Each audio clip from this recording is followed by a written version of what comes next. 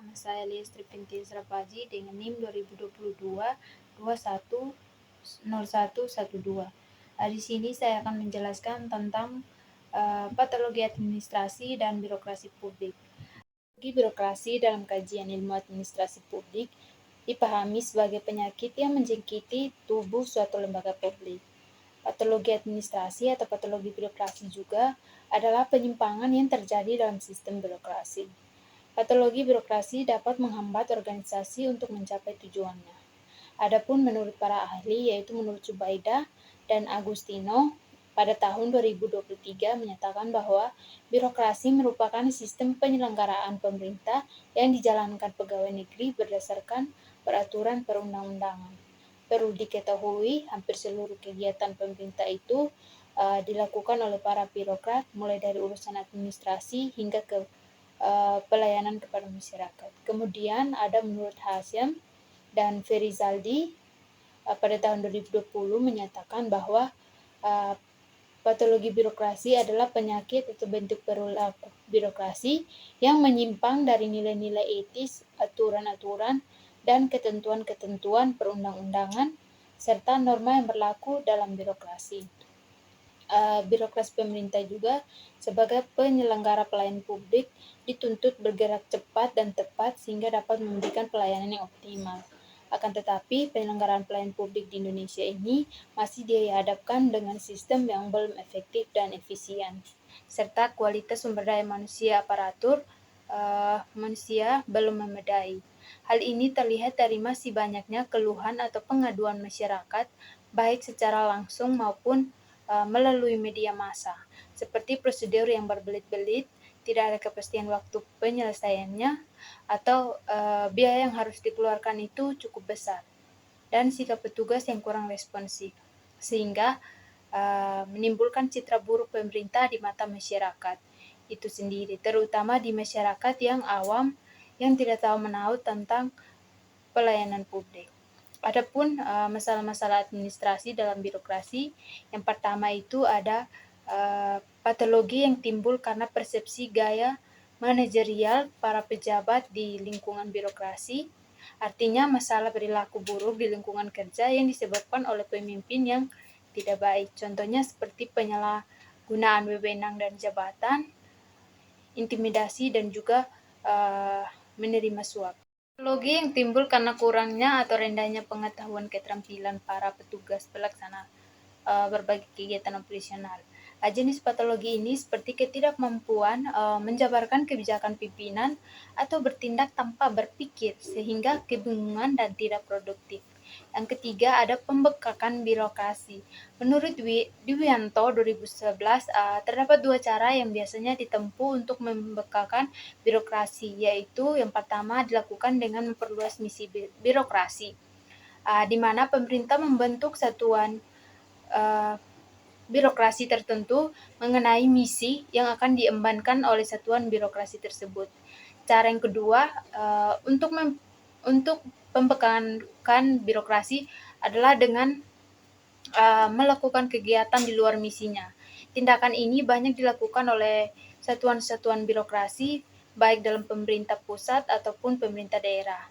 Hal ini disebabkan oleh cara pengalokasian anggaran yang berorientasi pada input, sehingga birokrasi dan para pejabatnya ingin memperoleh anggaran besar dengan cara mudah untuk membesar input adalah dengan menciptakan banyak kegiatan. Yang keempat ada pembekakan anggaran.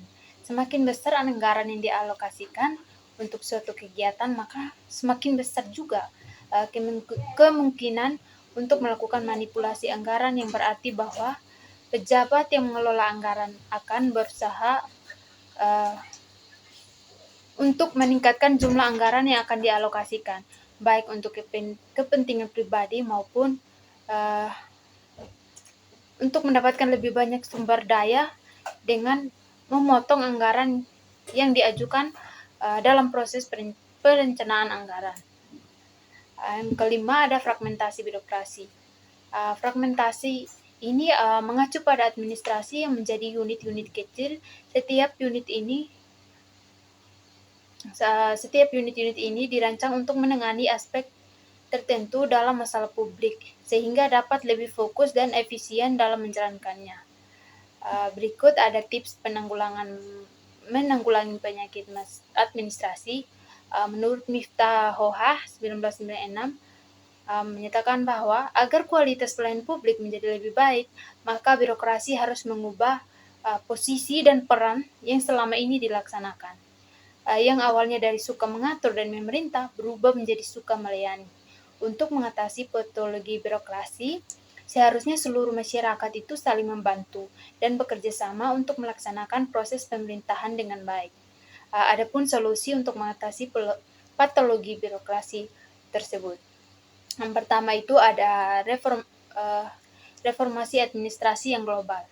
Perlu dilakukan untuk meningkatkan daya saing bangsa dan mewujudkan tata kelola pemerintahan yang baik, sehingga reformasi administrasi dapat meningkatkan kualitas layanan publik dan kepercayaan masyarakat kepada pemerintah.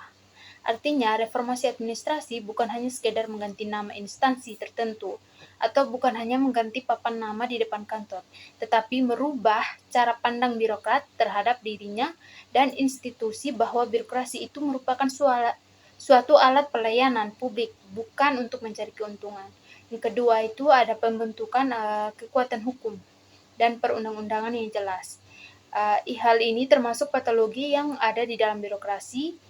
Pembentukan hukum ini dapat dilakukan dengan cara kepemimpinan yang adil dan kuat, sehingga menjadi alat penegak hukum yang bersih dari kepentingan politik.